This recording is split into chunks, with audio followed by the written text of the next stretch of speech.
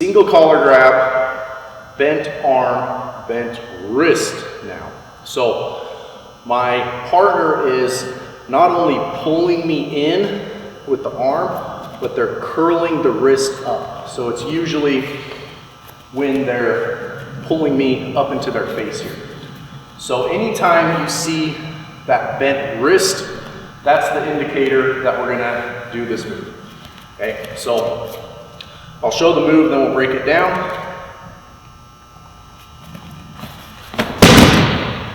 Okay.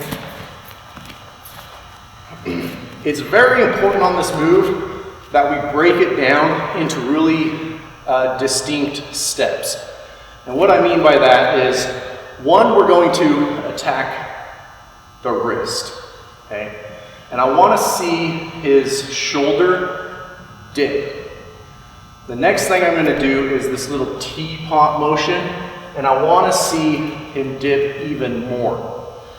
Finally, and sometimes he's falling before we make it to this point, but we're going to block with the leg to complete the takedown. So sometimes if you do this move really well, your opponent will fall before you actually step through with the leg, and that's great, but the leg is always there in case we need it.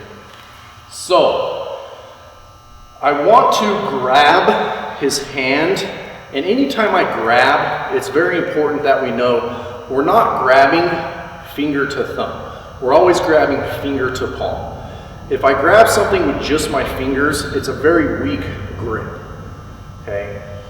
If I grab like this, I'm pinching rather than, squeezing, or maybe I should say squeezing rather than pinching.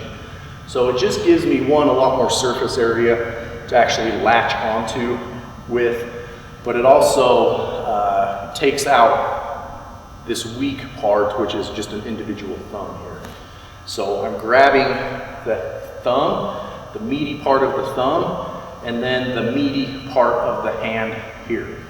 So if he's grabbing a shirt, a sweatshirt, a gi, a lapel, you can see how the meaty part of the hand here is covered. So don't try and uncover it. I see this a lot. There's no need to. In fact, by kind of wrapping it up in the material, you really secure the hand a lot better anyways. So you can see how my thumbs are just loose here. I'm not grabbing with my thumbs, grabbing right here. And this is a lot stronger grip, and you should feel that, okay? And it's very important on these self-defense moves that I keep a nice firm grip, okay? Sometimes when we practice these, we're just loose, not really grabbing, and if he tries to pull his arm away and I'm not grabbing tightly, he'll just get away. So I want to make sure that he stays connected to me here, okay? So I'm going to turn his hand here, and I want to see his shoulder dip. And the reason I want to see the shoulder dip is because everything we're doing here is trying to set all of his weight up on this one leg. So by turning, as soon as I see that shoulder dip, I know that a lot of weight has shifted onto that one leg. I'm trying to load up all of his weight onto that leg. I'm turning. Sometimes if I maintain this grip, I don't get enough turn in the wrist to actually see that shoulder dip. It's just not quite enough. So sometimes what we have to do is switch this grip up a little bit. And so what I'm gonna do is I'm not actually gonna grab. So people with really flexible wrists, especially women, you can really turn this hand, and there's so much flexibility in there that it doesn't transfer through the body and cause the dip of the shoulder. So instead of grabbing the hand, I'm going to use this part of my palm, and I'm going to stick that on either side of the hand here. So it's going right here on this part of the hand, and it's going on the back side of the hand here. So it's going to look like this. And I'm going to use that to turn. So because he's grabbing onto me, sometimes I can get away with not securing this arm, okay? He's latched himself onto me. So he's doing the work of retaining his own hand, if that makes sense. So I can use that to my advantage. I don't have to grab onto him all the time because he's doing it for me. So now I can use my hands in a little more advantageous manner here. So you can see how much better dip I get out of that, as opposed to if I latch on and just turn here, okay? I want to then do this teapot motion. So from the front here, this is what it looks like. I'm turning, and then I'm gonna teapot to the side here. I'm not gonna bend forward. I'm not gonna bend forward and to the side. I'm just gonna turn my body this way, okay? And there's a reason for that, but just for simplicity's sake, it just makes for a much better transition of that energy into his body. So you can see if I do it incorrectly, I'll get some okay shoulder dip there. It wasn't bad. One more time here. It's not horrible. I'm leaning over a fair amount, but if I'm just turning to the side, it loads that weight up a lot better. So it feels really weird, but it's important that we break that down into distinct steps, because when step 1 and 2 blend into 1, 2, sometimes it gets a little sloppy and I miss one or the other, okay? If I don't load up this wrist initially, okay, and I just teapot, see how I don't get a good shoulder dip? Or maybe I load up the wrist really well, but get a weak dip. I'm not loading that weight up as much. And you can see that because his shoulder's not dipping as much. So I want to see a distinct 1, 2 in his shoulder. So one more time, 1, 2, okay? Now I know all of that weight is loaded up in that leg. So as soon as I block his leg and bend over, I know he's gonna go down.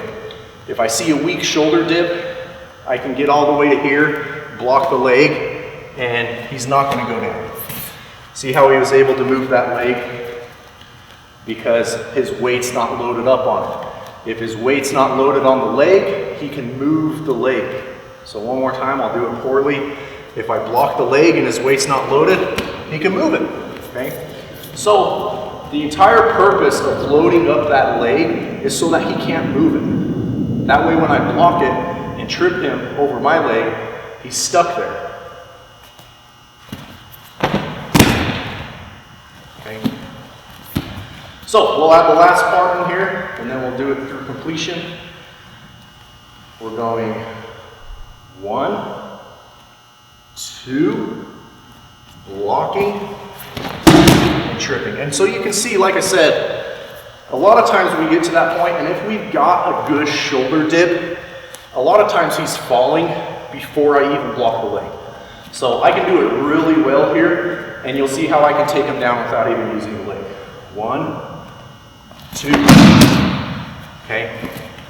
So again, don't try and rush through those steps. 1, 2, if it's needed, 3, we're gonna block the leg. So in order to block the leg properly, I'm gonna have to do the first portion poorly so that he's not falling.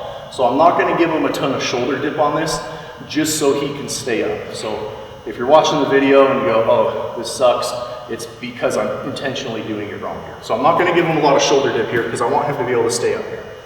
So what I'm doing is I'm just opening this foot, and then I'm gonna step through, and I want my heel right next to his heel here. You can see. I don't want to be super deep. 1, it's not a very effective takedown, and 2, his leg can get bound up in mine, and it actually can hurt his knee. So, and plus I'm really spread out here. I don't have a good base here, okay? I have a much more stable base if I'm not reaching super deep. So I want my heel just on the outside so that he can't step back easily. His weight should be loaded up on that anyways, but now it's really stuck. So at this point, I've got his wrist secured. I'm just gonna bend straight forward. So in order to get the takedown, I've got this wrist secured, and I'm just gonna bend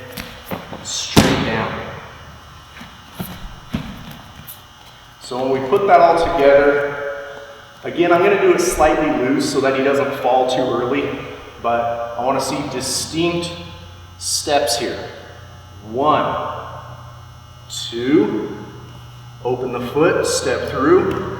Now I'm going to bend at the waist. 3, closing the space, taking the arm lock, whatever.